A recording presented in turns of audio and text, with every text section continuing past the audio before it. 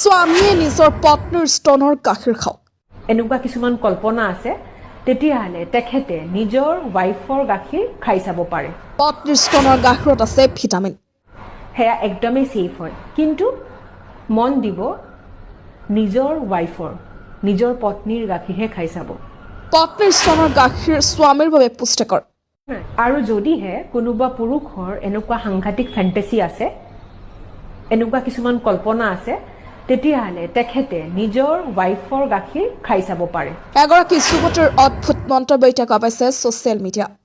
যদি আপোনাৰ হাজবেণ্ডে আপোনাৰ গাখীৰ টেষ্ট কৰিব বিচাৰিছে, কোনো কথা নাই, টেষ্ট কৰিব পাৰে।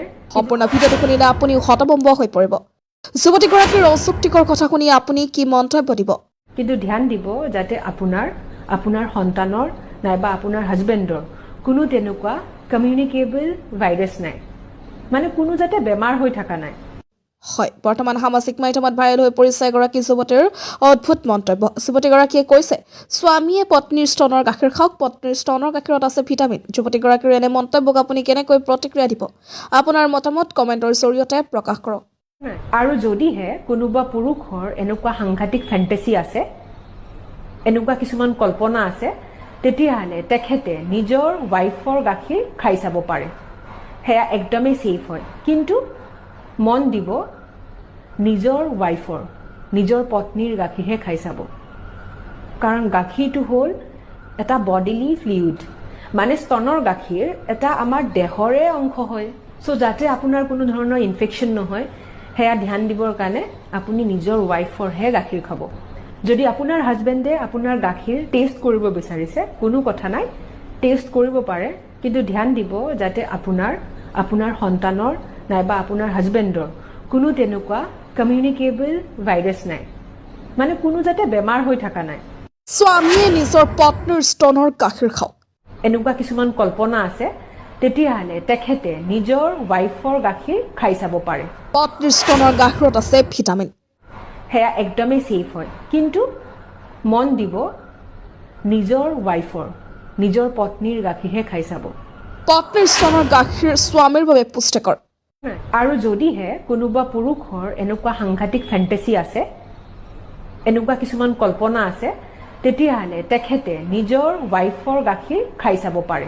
এগৰাকী যুৱতীৰ অদ্ভুত মন্তব্য এতিয়া পাইছে ছ'চিয়েল মিডিয়া। যদি আপোনাৰ হাজবেণ্ডে আপোনাৰ গাখীৰ টেষ্ট কৰিব বিচাৰিছে, কোনো কথা নাই, টেষ্ট কৰিব পাৰে। সম্পূৰ্ণ ভিডিঅ'টো শুনিলে আপুনি হতভম্ব হৈ পৰিব।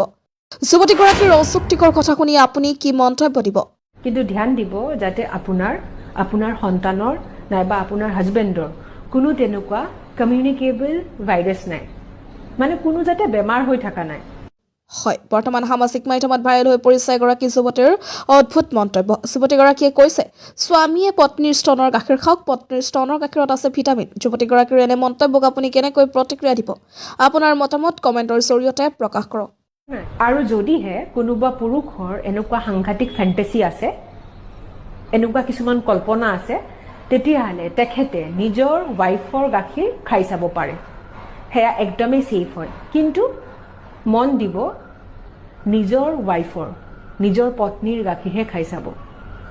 কাৰণ গাখীৰটো হ'ল এটা বডিলি ফ্লুইড, মানে স্তনৰ গাখীৰ এটা আমাৰ দেহৰে অংশ হয়। চ' যাতে আপোনাৰ কোনো ধৰণৰ ইনফেকশ্যন নহয়, সেয়া ধ্যান দিবৰ কাৰণে আপুনি নিজৰ ৱাইফৰহে গাখীৰ খাব।